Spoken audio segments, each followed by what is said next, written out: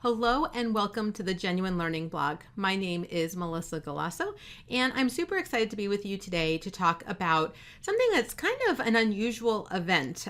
We're going to talk about a recently issued temporary enforcement policy that was put out by the Professional Ethics Executive Committee, or PEEC.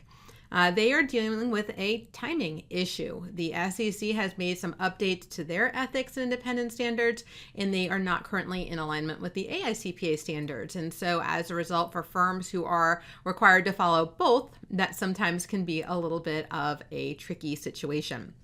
And so as a result, the Professional Ethics Executive Committee met in December and is going to give us a temporary policy. So let's look at this. So they provided a temporary policy. It was adopted December 21st of 2020. It was issued obviously in 2021 to provide this temporary relief. So again, it's really focused in on trying to assist with some changes made by the SEC.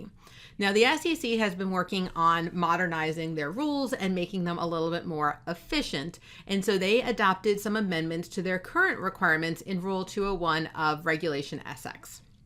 Now, they're not scheduled to be effective until June 9th. However, they are early adoptable. And that's really what creates this issue, is that theoretically, starting January 1, or I guess as early as December, theoretically, entities could start using the updated ethics and independence requirements that would be potentially not in alignment with the AICPA standards. And a great example that I love that they included there was related to student loans. So many people in getting their 4 or 5 year degree do have to borrow money in order to make that a possibility, right? And we encourage that, right? We encourage the return on investment. However, loans are very tricky because a loan with a client can be very impactful, especially if that person is a partner.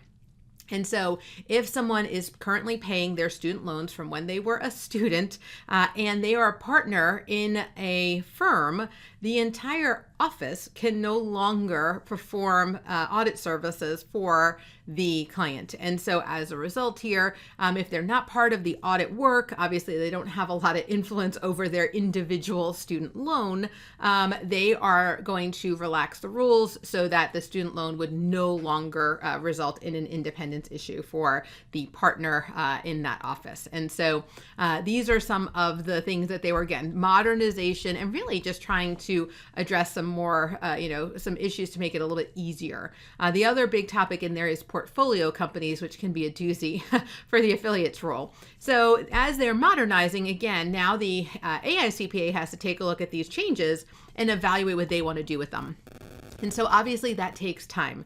While they did discuss it at the PEEC meeting, they recognized that it wasn't going to happen overnight, right? They have to put out an exposure draft, and then they're going to have to put out, you have to debate the exposure draft, comment letters, and then you issue a final standard. And so in the meantime, this can create a conflict, and obviously that's not the intent here. And so they are evaluating the SEC amendments to see if there's something that we could borrow in the AICPA world. However, in the period of time where they're going through this redeliberation concept, they are going to consider the member to be in compliance with the AICPA code if they implement and comply with the SEC code, or if they comply with the existing code, which is obviously a little bit more stringent. So as a result, they're going to consider both to be acceptable. And again, this is a temporary policy. This is what they're going to do until they come up with a final solution. And so basically, it's effective until it's rescinded. So this is just something as a stopgap until this can be addressed through standard setting. We don't want to cause any unintended consequences for firms, especially because the SEC has been so focused on some of these requirements. All right, so that's it for this week's blog. I hope this helps you understand some of the rules related to this temporary enforcement policy, which doesn't happen all that frequently. So thank you guys so much for joining me, and I hope to see you on a future blog. Have a great day, guys. Bye-bye.